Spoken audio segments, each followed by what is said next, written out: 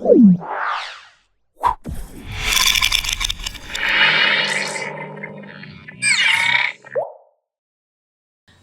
నేను మీ మాధురి. ఈరోజు మనతో పాటు స్టూడియోలో ఉన్నారు మెరాకిల్ మోహన్ గారు, స్పిరిచువల్ హీలింగ్ కోచ్. హలో అండి. నమస్తే మేడం. మోహన్ గారు, కొంతమంది డిప్రెషన్ బాధపడుతూ ఉంటారు. వాళ్ళకి ఈ హీలింగ్ టెక్నిక్స్ ద్వారా ఎలా హీల్ చేసుకోవచ్చు అంటారు? 100%. ఎందుకంటే డిప్రెషన్ని ఆల్మోస్ట్ 20 years నుంచి ఉన్న డిప్రెషన్ని మా ఒక స్టూడెంట్ 1 monthలో హీల్ చేసుకున్నారు. 30 daysలోనే కంప్లీట్గా. అది ఎటువంటి మందులు ట్రీట్మెంట్స్ ఏం తీసుకోకుండా. సో ఎలా అని చెప్పేసి ఇప్పుడు నేను గైడ్ చేస్తాను అనమాట. సో ఫస్ట్ థింగ్, ఈ డిప్రెషన్ ఎందుకు వస్తుందన్న విషయం మనం అర్థం చేసుకోవాలి. ఏ ప్రాబ్లంకైనా డయాగ్నోస్ చేయకుండా మనము దాన్ని సాల్వ్ చేయాలి, హీల్ చేసుకోవాలి అనేది impossible thing.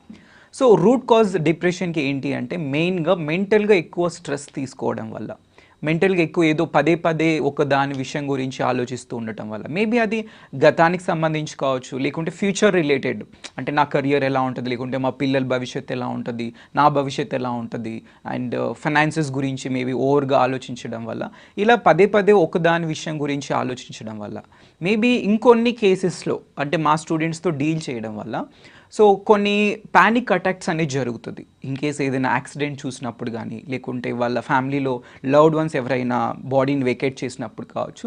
So they go to that ట్రామాతో వాళ్ళు ఉంటారనమాట. ఆ ట్రామా నుంచి వాళ్ళకి ఎలా బయటపడాలో తెలియకుండా అలానే ఉండిపోయి ఆ ఎమోషన్స్ అన్ని రిలీజ్ చేయకుండా ఏమవుతుందంటే వాళ్ళు అప్పుడు డిప్రెషన్కి గురవుతారనమాట.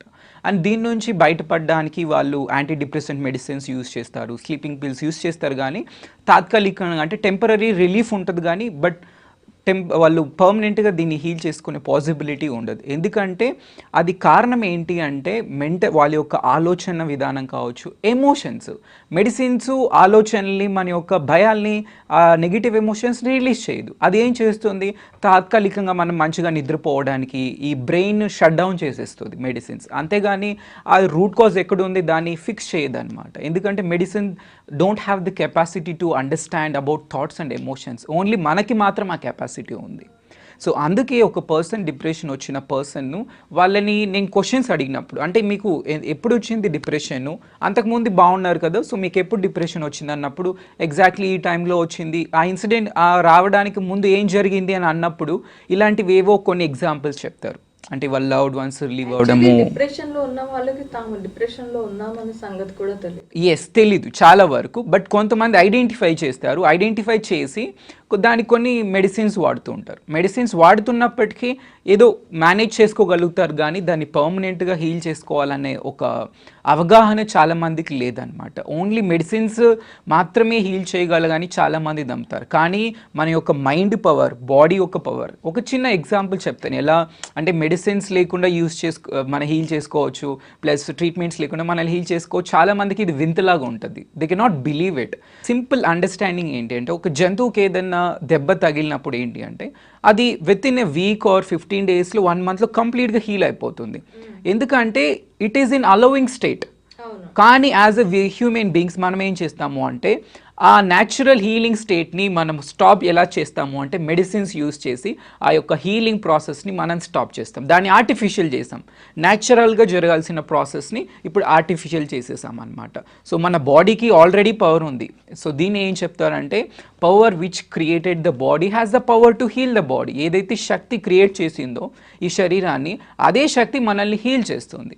అంటే మెడిసిన్స్ కంప్లీట్గా వదిలేయాలంటారు మీరు? కంప్లీట్గా వదిలేయాలని కాదు, కానీ ఓన్లీ ఎమర్జెన్సీ కేసెస్లో మనం వాటి యొక్క హెల్ప్ తీసుకోవచ్చు. ఎందుకంటే ఆ టైంలో మనము ఆలోచించి మనం ఈ నెగిటివ్ ఎమోషన్స్ ఎందుకు వచ్చాయి, నెగిటివ్ ఆలోచనలు ఎందుకు వచ్చాయి, ఇవన్నీ ఇప్పుడు సింపుల్ ఏదైనా నాకు ఇంజురీ జరిగింది, తగిలింది ఏదైనా, వెంటనే ఆ టైంలో నేను ఆలోచించే శక్తి కానీ ప్లస్ అంత టైం కానీ ఉండదు. కాబట్టి ఆ ఎమర్జెన్సీ కేసెస్లో మనం మెడిసిన్స్, డాక్టర్స్, ట్రీట్మెంట్స్ ఒక హెల్ప్ తీసుకోవాలి ఖచ్చితంగా.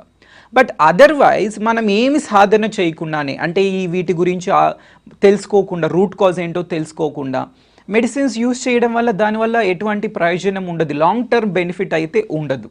తాత్కాలికంగా వాళ్ళకి బెనిఫిట్ ఉంటుంది, అలా ఉండాలి అనుకుంటే మెడిసిన్స్ యూజ్ చేయొచ్చు. But otherwise if they wanted to heal permanently, then ఈ యొక్క మోడాలిటీ ఏంటి అంటే మన యొక్క రూట్ కాజ్ ఏంటి అని తెలుసుకోవడము, ప్లస్ దీనికి సాధన చేయాలి. మనం మెంటల్గా ఎమోషనల్గా ఇవన్నీ నెగిటివ్ ఎమోషన్స్ థాట్స్ ఇవన్నీ రిలీజ్ చేసినప్పుడు ఆటోమేటిక్గా వీ బికమ్ హెల్తీ అనమాట. అంటే ఏంటి అంటే హెల్తీ అంటే చాలామంది ఓన్లీ ఫిజికల్గా హెల్త్ అనుకుంటారు. Physical health means only like 25 to 30% వాళ్ళు హెల్తీగా ఉన్నారని ప్రూవ్ చేయబడుతుంది. రిమైనింగ్ మెంటల్గా ఎమోషనల్గా హెల్తీగా లేనప్పుడు సంపూర్ణ ఆరోగ్యంతో ఉండలేం. సో ఈ టోటల్ వెల్ బీయింగ్ అనే కాన్సెప్ట్ చాలా మందికి అర్థం అవ్వట్లేదు.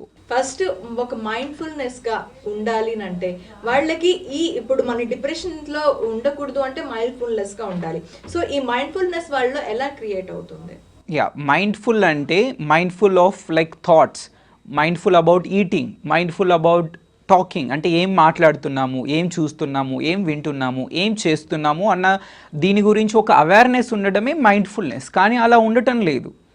ఏదో నెగిటివ్గా ఏదో సిచ్యువేషన్ జరిగి ఉంటుంది, ఏవో ఒక 5 years ముందు 10 years ముందు, దాని గురించే మళ్ళీ ఆలోచిస్తుంటారు.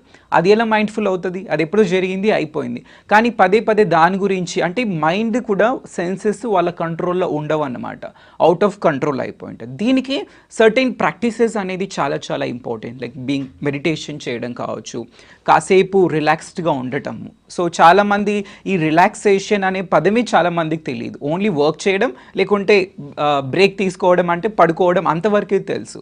కాకపోతే బాడీకి, మైండ్కి, హార్ట్కి కొంచెం మనం స్పేస్ అనేది ఇవ్వాలన్నమాట. అంటే అది హీల్ చేసుకోవడానికి ఆ స్పేస్ కూడా చాలామంది ఇవ్వట్లేదు. This is the first step. ఏంటి అంటే అట్లీస్ట్ వాళ్ళకు కొంచెం టైం ఇవ్వాలి. ఆ మైండ్లో ఉన్న ఆలోచనలు, నెగిటివ్ ఎమోషన్స్ అండ్ మనల్ని అసలు ఎందుకు వచ్చింది అని కారణమైన ఫస్ట్ థింగ్ తెలుసుకోవాలి. అది ఫస్ట్ స్టెప్ అని నేను చెప్తాను. తర్వాత కొంచెం టైం ఇస్తే వాళ్ళు హీల్ చేసుకోవడానికి ఒక పాసిబిలిటీ అనేది క్రియేట్ అవుతుంది. ఓకే, వీళ్ళు కూడాను మీరు క్లియర్ చేస్తామంటున్నారు. 100%. ఈవెన్ వాళ్ళనే కాదు, ఎవరైనా ఏ ప్రాబ్లం ఉన్నా, హెల్త్ ప్రాబ్లమ్స్ ఉన్నా, మెడిసిన్స్ ట్రీట్మెంట్స్ అంటే యూస్ చేసినప్పటికీ ఇంకా హీల్ అవ్వకపోతే అదే వాళ్ళకి సైన్, అంటే అదొక చిహ్నం. ఇది మీకు వర్క్ అవ్వట్లేదు, సంథింగ్ ఇంకా మీరు డెప్త్గా తెలుసుకోవాలి అన్న విషయం వాళ్ళు తెలుసుకోవాలన్నమాట. లేకుంటే ఏమవుతుందంటే అలానే 20 years 30 years 40 years 50 years గడిపేస్తూ ఉంటారు. ఏదైనా హెల్త్ ఇష్యూ వస్తుంది, మందులు వేసుకోవడం తాత్కాలికంగా బాగుంటుంది, కానీ పర్మనెంట్గా సొల్యూషన్ అయితే ఉండదు. సో పర్మనెంట్గా హీల్ చేసుకోవాలి, ప్లస్ కంప్లీట్గా హీల్ చేసుకోవాలి అంటే మాత్రం సో ఇలాంటి మన హీలింగ్, అంటే మన గురించి మనం తెలుసుకోవడము, మెంటల్ ఒక హెల్త్, ఎమోషనల్ హెల్త్ అనేది చాలా చాలా ఇంపార్టెంట్. అప్పుడు మాత్రమే మనం సంపూర్ణ ఆరోగ్యంగా ఉంటాం.